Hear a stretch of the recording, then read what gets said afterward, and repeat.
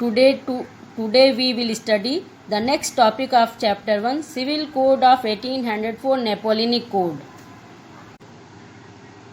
With the wide swath of territories that came under Napoleon's control, destroyed democracy and returned monarchy in France.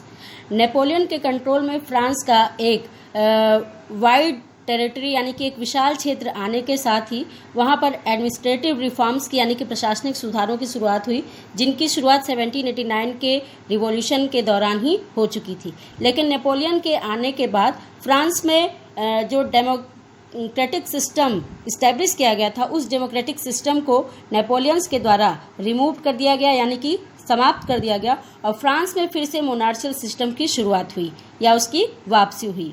But in the administrative field he had incorporated revolutionary principle in order to make the whole system more national.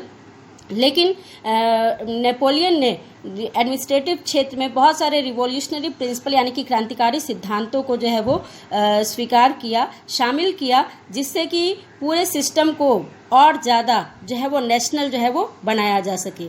The civil code of 1804 usually known as the Napoleonic code, जो Napoleon के द्वारा 1804 में एक civil code जो है वो जारी किया गया, जिसको कि नेपोलियनिक कोड के नाम से जाना जाता है। The code removed all the privilege based on birth, established equality before law, and secured the right to property, simplified administrative division, abolished the feudal system, and freed peasants from serfdom and manorial dues.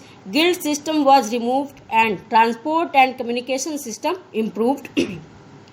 इस code के through Napoleon ने birth पर जो based privilege थी यानी कि जन्म पर आधारित जो फ्रांस में विशेष अधिकार थे वो उन सभी को खत्म कर दिया गया। उसके द्वारा कानून के समक्ष सभी को बराबरी का दर्जा जो है वो दिया गया। प्रॉपर्टी के राइट्स को जो है वो सिक्योर किया गया। एडमिनिस्ट्रेटिव डिवीजन को जो है वो ज़्यादा आसान और ज़्यादा सरल जो है वो बनाया गया। Abolish the feudal system and freed peasant, उसके द्वारा जो है फ्यूडल सिस्टम सामंती व्यवस्था को समाप्त कर दिया गया।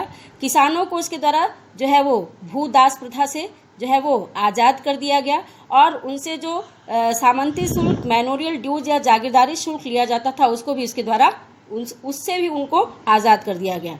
गिल्ड सिस्टम वाज रिमूव्ड, व्यापारिक जो श्रेणी संघ थे जिससे कि इंपोर्ट और एक्सपोर्ट में बहुत सारी परेशानियों का सामना करना पड़ता था, उसको भी उसके द्वारा जो है वो ख़त्म कर दिया गया। And transport and communication system improve, और ट्रांसपोर्ट और कम्युनिकेशन सिस्टम को और ज़्यादा जो है इम्प्रूव किया गया, जिससे कि कंट्री के अंदर जो इंपोर्ट और एक्सपोर्ट था, जो वस्तुओं को भेजा और मंगाया जाता था, वो बहुत ही ज़्यादा आसान और सुविधाजनक हो गया। Peasants, artisans, workers and new businessman enjoyed a new found freedom. France के जो पीजेंट्स थे, आर्टिसंस थे यानी कि जो किसान, कारीगर, मजदूर और जो नए बिजनेसमैन थे, उनको जो ये नई नई आज़ादी मिली थी उसका वो आनंद उठा रहे थे। Businessmen and small-scale producers of goods in particular began to realize that uniform laws, standardized weight and measures, and a common national currency would facilitate the movement and exchange of goods and capitals from one region to another.